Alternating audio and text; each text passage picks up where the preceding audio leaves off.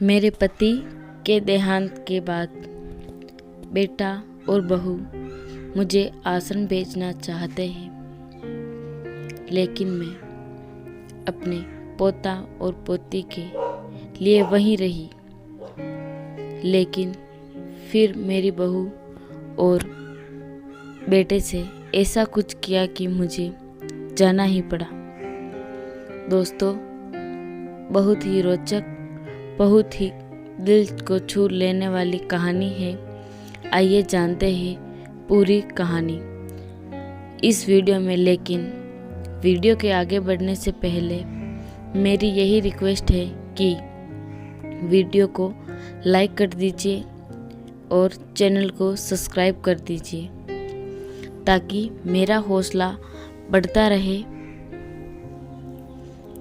मेरे पति के देहांत के बाद मैं अपने बेटे के वहाँ रहती थी।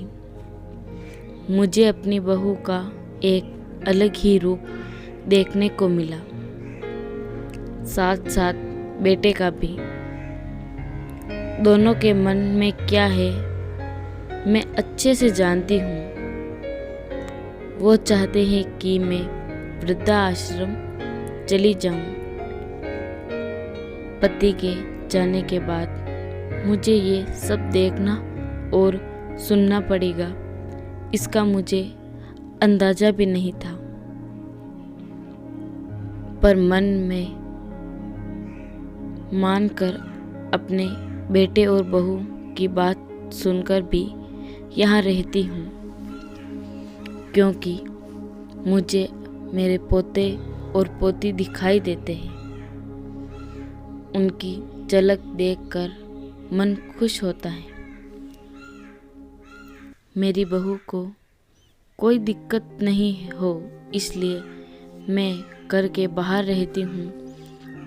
बेटे ने मेहरबानी की है तो मैं अपना खाना बनाकर खा लेती हूँ। मैंने अपने बेटे को यह कह दिया है कि मेरी वजह से उन दोनों को कोई तकलीफ नहीं होगी। बस मुझे यहीं रहने दे, इसी घर में मुझे मर जाने दे। मैं बस यह चाहती हूँ। मैं अपने आप को खुशकिस्मत समझती हूँ कि मेरे बेटे और बहू कम से कम मेरे लिए इतना तो कर रहे हैं।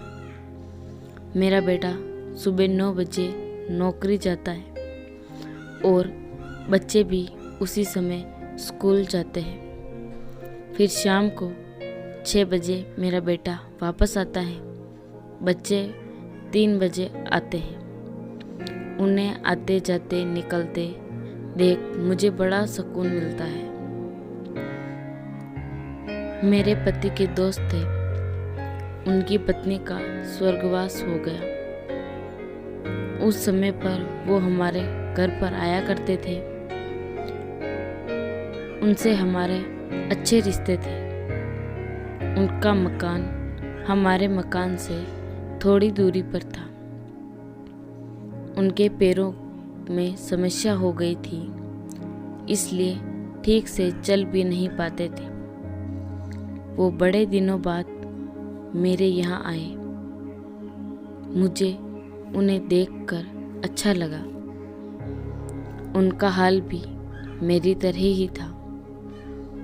बच्चे अब उनसे भी परेशान थे।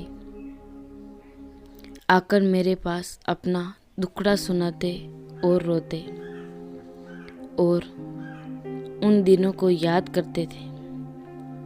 बुढ़ापा हम जैसों का बहुत रुलाता है।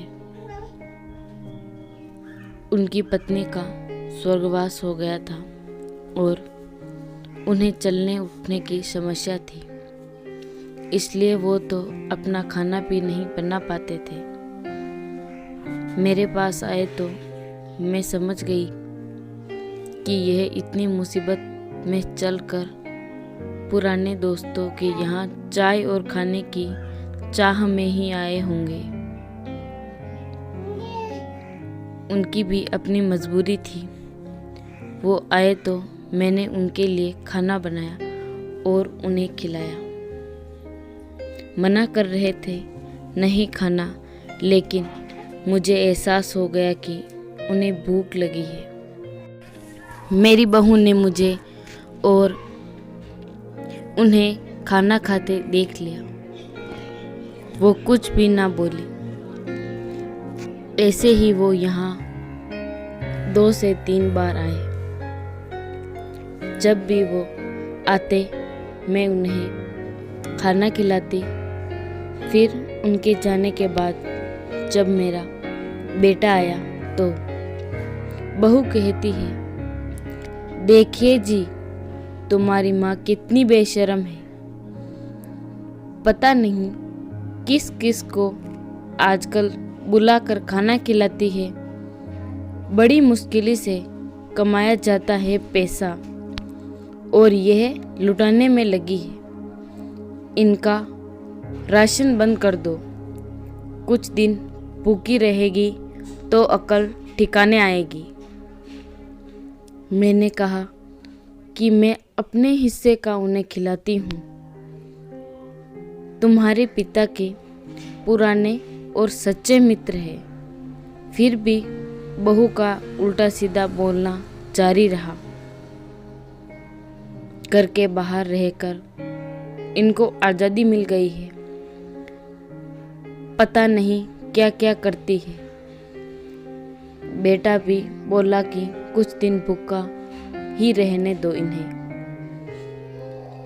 मुझे मेरे बेटे के घर के पीछे सीढ़ी के पास ले जाकर बिठा दिया गया। कहा कि अब यहीं बैठो। रो रो कर मेरे तो अब आंसू भी सूख गए थे। अगले दिन मुझे खाना नहीं मिला। मेरे टीन के उस छोटे से कमरे को बहू ने तोड़ दिया, जहां मैं खाना बनाती थी। एक दिन पूरा भूखा रहने के बाद मुझे एहसास हुआ कि मैं यहाँ निवास करके गलती कर रही हूँ। मुझे अब अपने बेटे के यहाँ नहीं रहना चाहिए। और शायद गलती भी मेरी ही है। शायद मेरी ही परवरिश में कोई ना कोई कमी रही है, तभी तो यह परिणाम आया है। अगली सुबह मैंने अपने बेटे को कहा कि मुझे वृद्धाश्रम छोड़ा। अब मैं तुम दोनों को ज़्यादा परेशान नहीं करना चाहती। बहू ने कहा कि एक दिन भूखी रही तो अकल ठिकाने आ गई ना। बेटे के चेहरे पर भी अजीब सी खुशी थी। जल्दी से तैयार हो गया मुझे छोड़ने के लिए। बहू कह रही थी कि आज की छुट्टी ले लो, यहीं आसपास मत छोड़ आना कहीं, 3 दिन में वापस आ जाए। मैंने अपनी बहू से कहा कि बेटी चिंता मत कर, मैं अब नहीं आऊँगी। मैंने अपने पोता और पोती को गले लगाया। मुझे पता था कि अब मिलना नहीं हो पाएगा। बेटे को भी चाहती थी कि एक बार जी भर के गले लगा लूं, लेकिन वो बोला चलो जल्दी करो। मैंने बहू को कहा कि बेटी अपना ध्यान रखना। मेरा बेटा मुझे छोड़कर आया। वहाँ आकर मैंने देखा कि मेरी तरह कई हैं। थोड़े दिन उदास रहते, फिर सच को स्वीकार कर लेते हैं। मैं अब यहाँ खुश हूँ, कुछ काम भी करती हूँ। मैं चाहती हूँ कि ऐसा कहूँ कि ऐसा किसी के साथ ना हो, लेकिन ऐसा कब किसके साथ हो जाए कोई बता नहीं सकता। लेकिन माँ बाप को ऐसे समय के लिए भी तैयार रहना चाहिए। बस बच्चों को पाल कर बड़ा कर दो, उनसे कुछ उम्मीद मत रखो। आप वीडियो को तो देख लेते हो लेकिन चैनल को सब्सक्राइब नहीं करते। प्लीज़ दोस्तों वीडियो को लाइक करके चैनल को सब्सक्राइब कर दे। धन्यवाद।